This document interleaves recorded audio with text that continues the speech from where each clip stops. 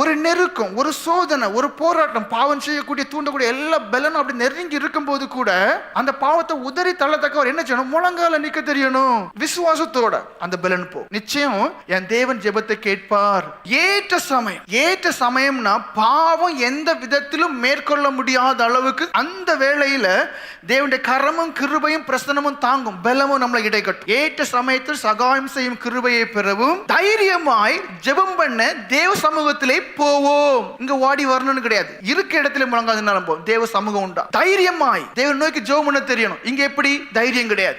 அது ஜெபம் பண்ணுனா போகுமா? ஆண்டவர் பார்த்துட்டே இருப்பார். தைரியம் நம்மள்ட்ட இல்ல, விசுவாசம் நம்மள்ட்ட இல்ல. அவர் இன்னும் ஜீவிக்கிறார். நேற்றும் இன்றும் என்றும் மாறாதவர். அப்ப அப்படிப்பட்ட தேவன் இன்னும் ஜீவிக்கிறாருங்கிறதான ஒரு விசுவாசம் இருக்குமே. ஆனால் நீங்க அந்தந்த நெருக்கங்கள் சோதனை நேரத்துல முழங்கால் நின்றுவீங்க. நின்று தைரியமாய் ஆண்டவர் நோக்கி கேட்பீங்க. விடுதலை நிச்சயம்.